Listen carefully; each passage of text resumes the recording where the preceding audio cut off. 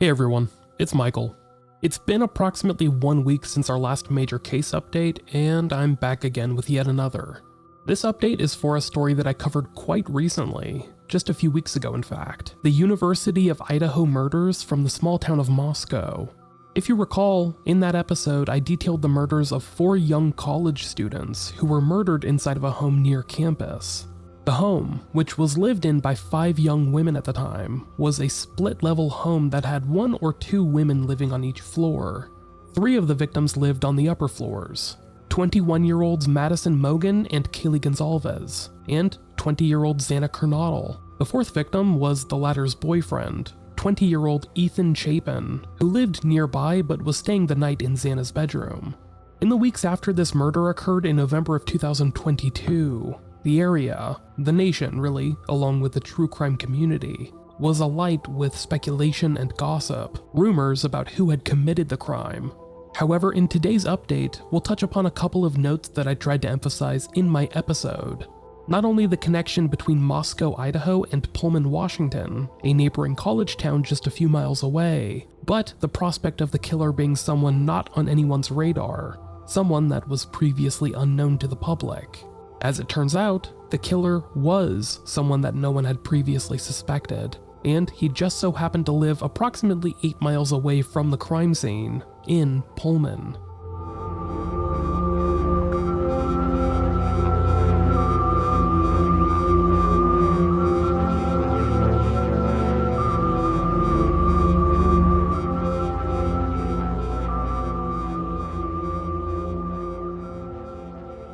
Earlier this morning, December 30th, 2022, police announced that a suspect for this crime was in custody, having been arrested on the other side of the country.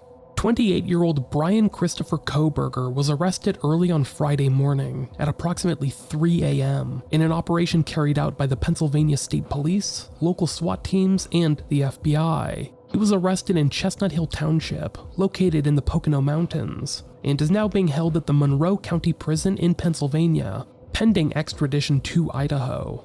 Because this is a very recent development, many details about the suspect and his possible connection to the victims remains unknown and/or undetermined. However, based on the reporting that's come out over just the past handful of hours, we can already gain a pretty good understanding of the type of person that Bryan Kohberger was. The 28-year-old was raised in Albrightsville, Pennsylvania, and grew up in a family involved in mental health work.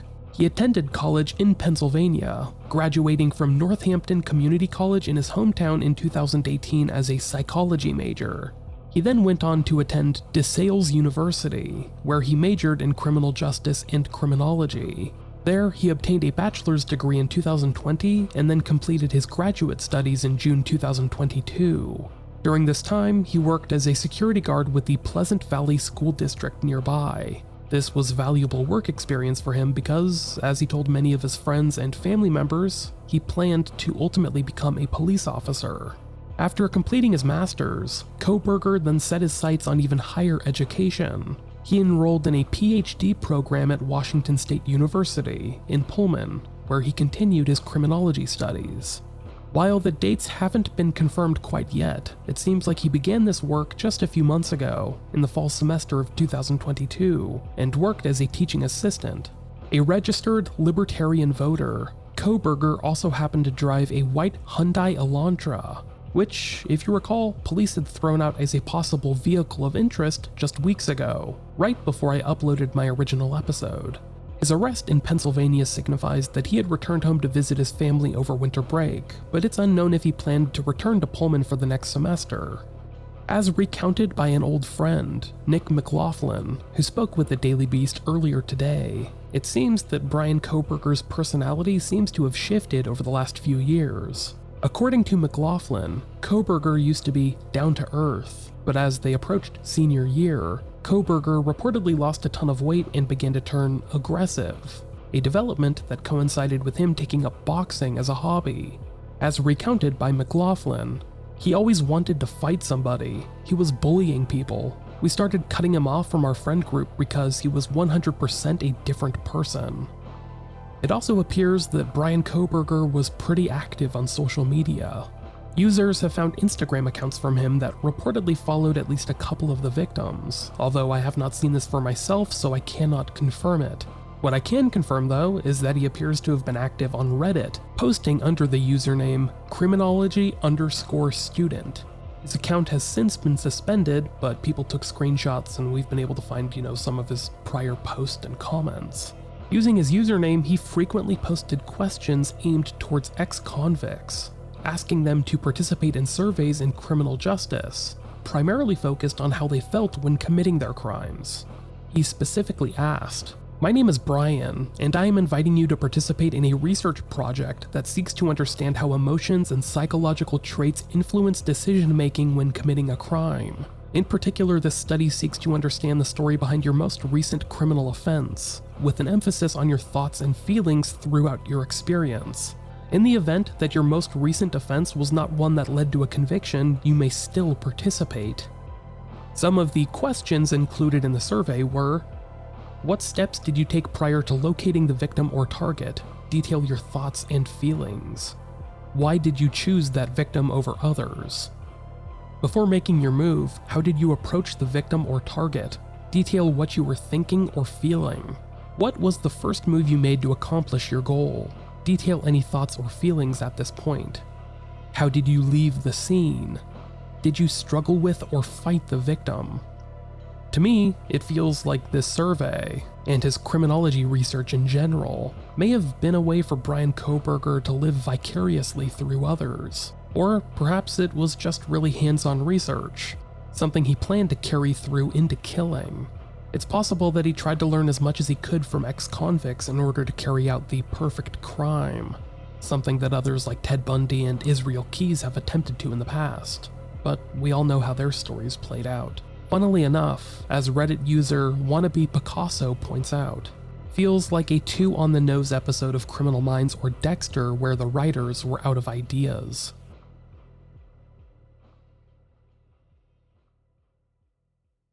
In my original episode, I wanted to emphasize the connection between Moscow and Pullman because I noticed that a lot of publications that covered this story just weren't. Even a lot of the web sleuths that were focusing in on the case seemed to talk about Moscow as if it were an isolated island, but ignored the neighboring college town just a few miles down the road. It's actually this, above almost everything else, that encouraged me to make the episode, as I normally try and avoid the stories that are covered ad nauseum everywhere else. While I won't claim to have made any grand prediction about this case, I know I didn't, I did know that it was just as likely for the killer to have been from Pullman as Moscow, and a part of me always wondered if that was why the FBI was brought in so early in the investigation. Moscow PD has gone almost unusually silent since releasing the detail about the Elantra to the press, and I think it's very possible that authorities were able to track the vehicle across state lines, maybe even to nearby Pullman. In my original episode, I also theorized that the killer was likely someone that web sleuths had not fingered as the killer. That's because, while many of these online theorists have good intentions, they don't always have the right information, and, more often than not, end up getting hyper-focused in on a certain detail or a person that just isn't pertinent. We saw that a lot in this case, with a lot of people connected to the victims being singled out as suspects on Twitter, Reddit, web sleuths, and other social media sites and message boards. It was honestly horrific to watch, and I just hope that these web sleuths have maybe learned their lesson about maligning strangers for horrific crimes.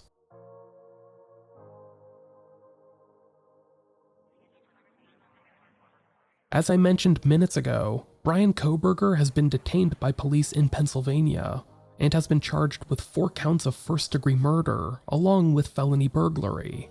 An FBI surveillance team from Philadelphia had been tracking him for 4 days, likely in an attempt to not only observe his actions and whereabouts, but to obtain DNA from him, which they've likely matched up to evidence left behind at the crime scene. Those are just guesses on my part, which will remain unconfirmed for the next couple of days at least. Because Kohberger was detained out of state, officials in Idaho are unable to say much of anything when it comes to the specifics of the arrest or this case. However, I will include the audio from today's press conference, and you can listen if you want. Just be warned, there's not a lot of surprising or new information contained within it, and we'll likely learn more about Bryan Kohberger and the details that led to his arrest when he is finally extradited to Idaho. Until then, I hope that my friends in Moscow and Pullman feel a little bit safer knowing that this scumbag is off the streets, and I hope all of you have a very happy new year.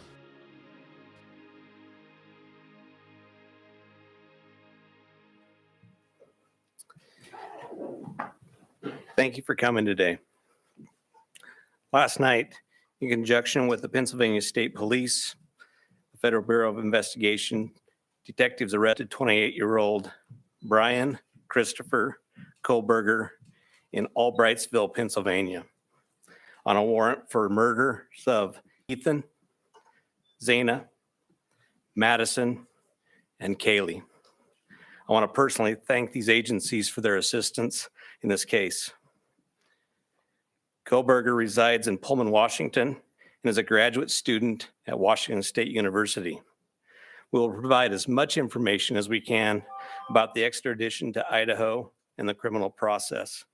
However, due to Idaho state law, we are limited in what information we can release today until Kohberger has his initial appearance in Idaho court.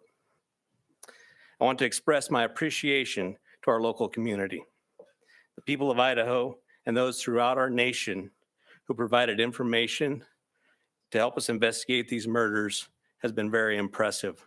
We've received over 19,000 tips, and we've conducted over 300 interviews. To recap this case, on the evening of November 12th, Kaylee and Madison arrived home at about 1:56 a.m. after visiting a local bar and street food vendor. Ethan and Zana were at the Sigma Chi house before arriving home around 1:45 a.m. The two surviving roommates had also been in the community but returned around 1 a.m. On the morning of November 13th, a 911 call was made at 11:58 a.m. reporting an unconscious person at the residence. The call came from inside the home from one of the surviving roommates' cell phones. Moscow police responded and found 2 victims on the 2nd floor and 2 victims on the 3rd floor. On November 17th, autopsies were conducted and the Latah County coroner confirmed the identity of the 4 victims. The cause and manner of death was homicide by stabbing. Some had defensive wounds, and each had been stabbed multiple times. These murders have shaken our community, and no arrest will ever bring back these young students. However, we do believe justice will be found through the criminal process. This was a very complex and extensive case. We developed a clear picture over time, and we stand assured that the work is not done, but be assured the work is not done. This has just started. Since November, we have remained laser focused on pursuing every lead in our pursuit of justice for the victims and their families. I recognize the frustration with the lack of information that's been released. However, providing any details in this criminal investigation might have tainted the upcoming criminal prosecution or alerted the suspect of our progress. We will continue to provide as much information as we can as the process moves forward.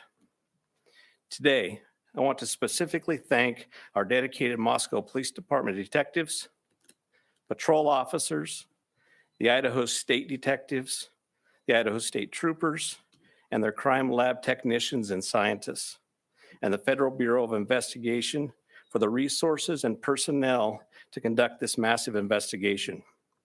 It was the dedication of them and the persistence and the numerous hours that led to an arrest. Fortunately, these highly skilled people worked together as a cohesive team to solve this case. I also want to thank our community and the nation.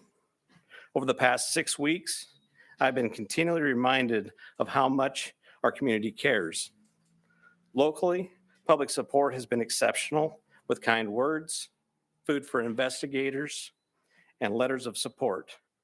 You will never know how much your words of encouragement help us through these trying times. I appreciate each of you and each of your kindness. Agencies and individuals from across the nation have reached out to us to express their support to this department. I'm reminded how our Moscow community, our families, and the nation has been impacted by this daily. Finally, I do want to thank our media partners for the help. You kept this in the news, you helped us with tips, you kept things going, and we truly appreciate that. And you are the product of those 19,000 tips that we received, which is an impressive number. I would like to invite Bill Thompson, the county prosecutor, up at this time.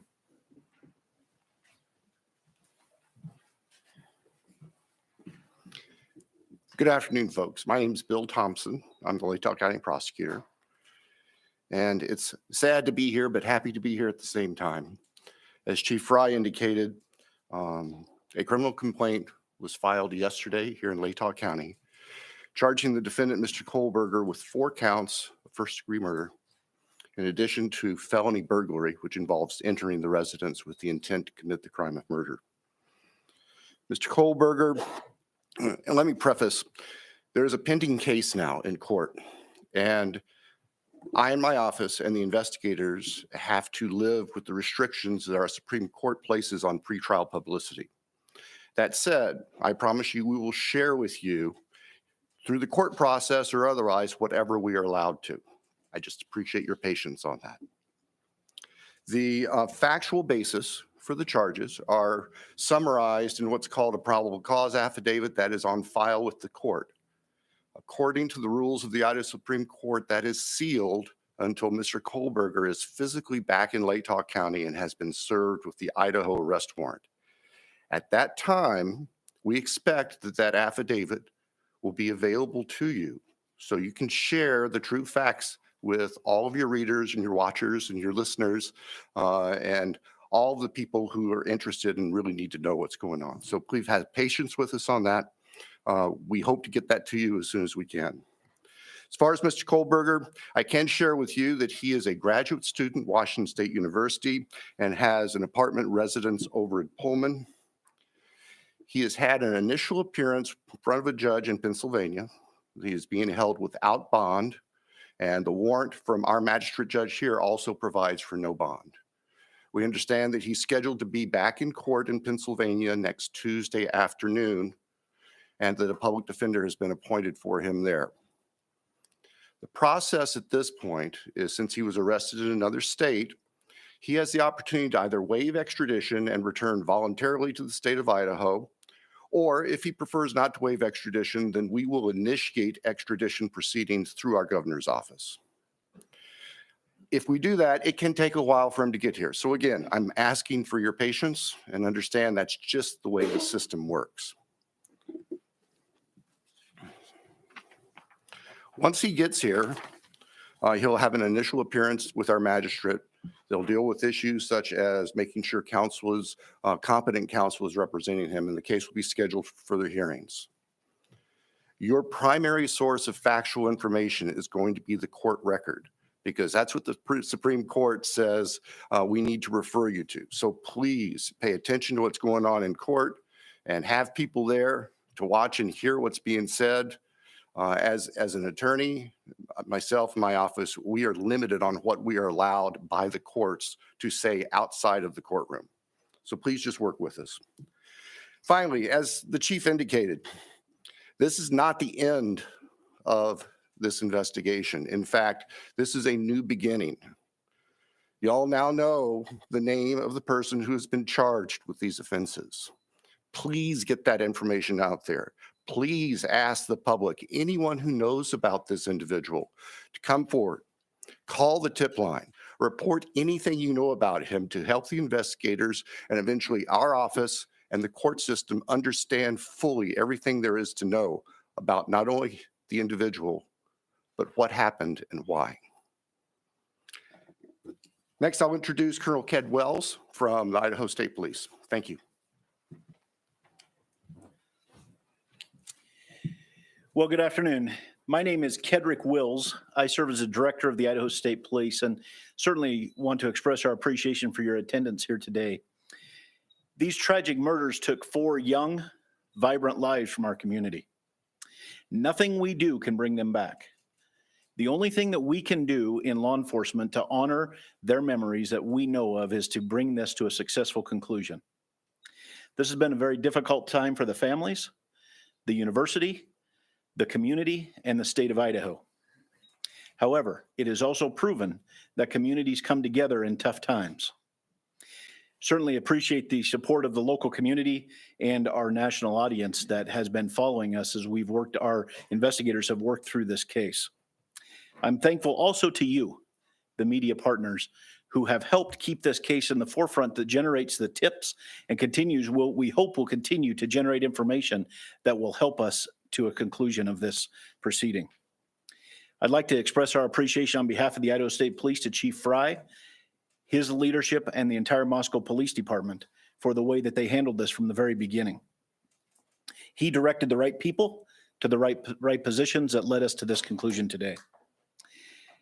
I've had the utmost confidence in this investigation and in Chief Fry, as well as in Mr. Bill Thompson and the Latah County Prosecutor's Office, who've been a great partner throughout this. Nothing has deterred the commitment of the investigators who've worked on this case, regardless of the organization they represent. It's been very trying and very difficult, as you know, that it has been on those investigators as they do the tedious work that they're so good at doing. The partnerships is what's led here as well. The partnerships between Moscow Police Department, I'd like to express our appreciation with the Federal Bureau of Investigation, specifically the special agent in charge out of the Salt Lake City Division, Dennis Rice, and also the work that happened in the last 24 hours in Pennsylvania with the arrest with the Pennsylvania State Police and Colonel Evanchik with the Pennsylvania State Police. We appreciate what they've done across the nation to help us as well. As Bill shared, this investigation is far from over. In fact, I appreciate what he shared, that this is not an ending, but rather a new beginning. The difference now is, as he shared, that we are dictated what information we can share by the court process and by laws in our state of Idaho. And so we will share, as he shared, Mr. Thompson is absolutely committed to share everything he can share through the court process. We've got to make sure that we don't get in front of that process. And we really deeply appreciate everybody's support here. The relationships that were forged here and the partnerships that were forged have led to this.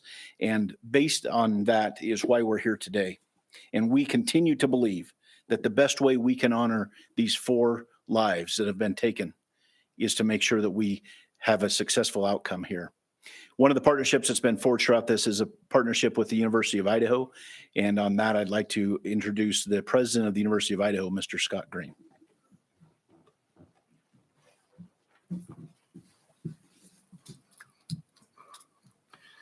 Thank you. Good afternoon. Scott Green, President of University of Idaho. Today's news of arrest is a welcome one. It's relief to our university, our community, and our extended Vandal family. The outpouring of support over the past 6 weeks helped sustain us during the most trying time. It provided the strength that helped us navigate the international scrutiny visited on our students and employees. We are truly thankful for the compassion and acts of kindness shown to our community. Kindness is contagious, and it provided the light that reclaimed ground lost to evil and darkness. We first want to acknowledge and thank Governor Little for the early promise of financial support that enabled the university to secure our campus and focus on helping our students and our employees in the wake of the crimes. We also appreciate the Idaho State Police and the highly visible security presence that brought comfort and calm to a community shocked and confused by the senseless crimes. We never lost faith that this case would be solved and are grateful for the hard work of the Moscow Police Department and their law enforcement partners. Vast and committed FBI resources brought important expertise to this complex case. Across the board, dedicated, highly competent personnel worked this case to arrest. This crime has nevertheless left a mark on our university, our community, and our state. While we cannot bring back Maddie, Kaylee, Zana, and Ethan, we can thoughtfully and purposefully carry their legacy forward in the work that we do. Our students come first, and that was proven each and every day of this investigation. We are committed to safely delivering the college town atmosphere, campus experience, and high-touch quality education for which the University of Idaho is known. With time, we will heal. We will move forward together, and we will remain Vandal strong. With that, I'd like to turn it back over to Chief Fry.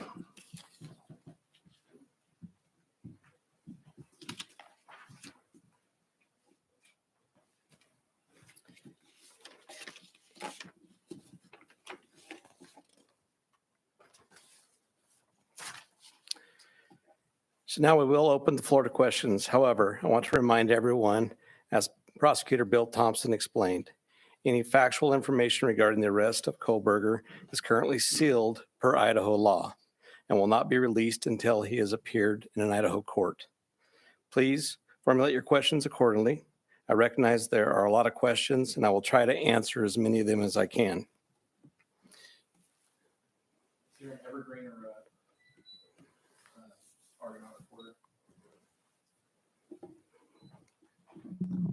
Lauren Patterson, Northwest Public Broadcasting, Spokane Public Radio. I realize the records are sealed. I guess I'm not too familiar with how it works, but can you tell us what tip, what lead, what piece of evidence really led you all the way from Idaho to the suspect in Pennsylvania? As I've said in the past, that's part of our investigation, and we won't be releasing that at this time. We will have those answers. We'll have them as soon as we can make those available to you. Then a quick follow-up and a two-parter. Is our community safe, or is law enforcement still on the search for other suspects who might be involved in this attack? What I can tell you is we have an individual in custody who committed these horrible crimes, and I do believe our community is safe, but we still need to be vigilant, right? We still have talked about this in the past. We always need to be aware of our surroundings and make sure that we're aware of what's going on.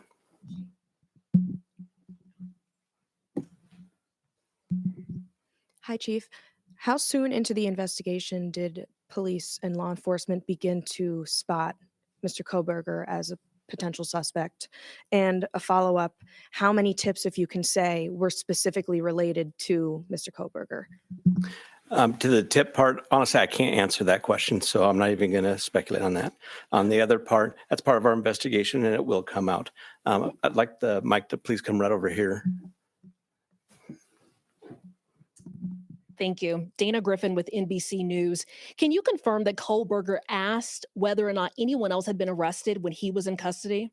I cannot confirm that, or I'm not sure of that information, but that would still be a part of our investigation. Did CODIS initially return any hits on this guy? That's still part of our investigation. That will come out. If we could get somebody over here, please. And then one final question. Is there any message to the online sleuths who slandered and harassed people who they believed were responsible? There was a lot of speculation going on, and we've always said from the very beginning that we're the official message that comes out, and to pay attention to what we're putting out there to the press. I'm Nancy Liu with News Nation, and we were over at the house this morning, and you told us that the remediation would begin today. It was suddenly stopped. Can you tell us why? Yes. The house cleanup has been halted, and that came by a legal request from the court. Christina Corbin, Fox News. Chief, have you identified a motive? That is part of the investigation, and that will come out as we continue the investigation. But what we still ask is for people to continually send us things in the tip line. We are still looking for more information. We're still trying to build that picture, just like we have stated all along. We're putting all the pieces together, and that will help.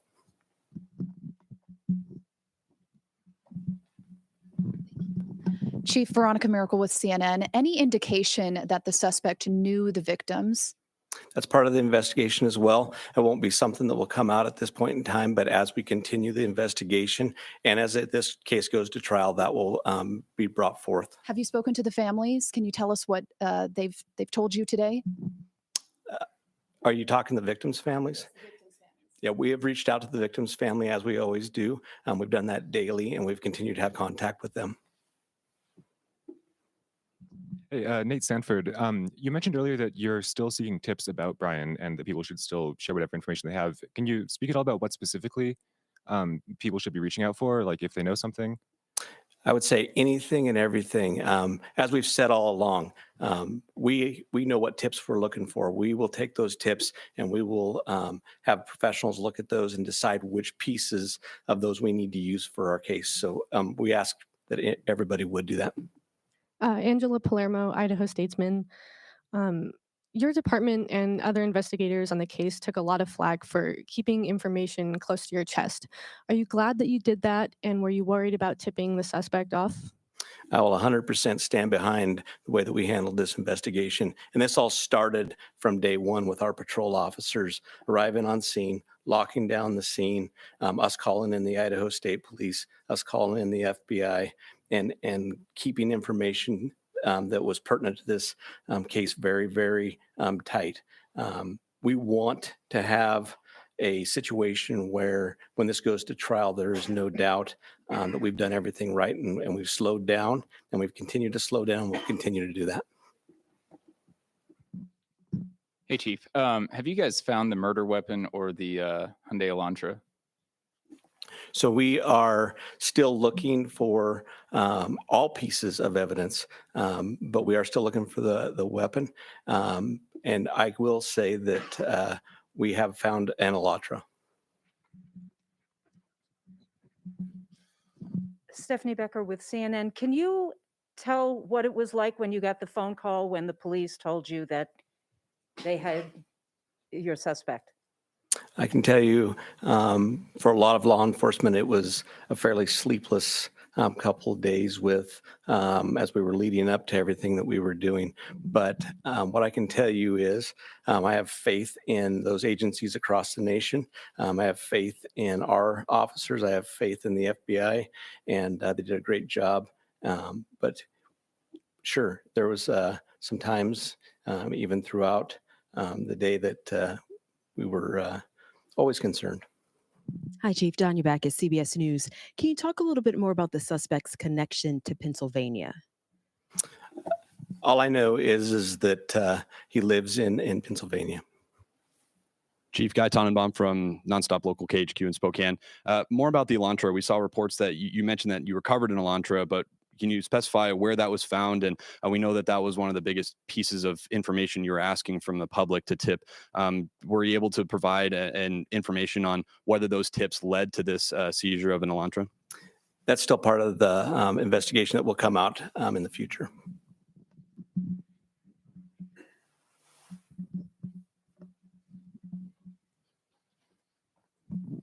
Chief Glenn Mosley, Idaho Public Radio here in Moscow. The additional police presence in town and on campus, semester's coming. Is that going to continue?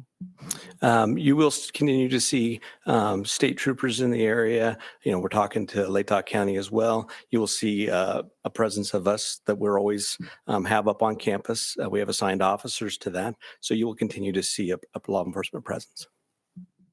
I'm going to take two more questions. Hi, Chief. Julie Scott, ABC News. Can you tell us if you eventually had a license plate number to the Elantra and how you tracked it to Pullman? That's still part of the investigation that will come out.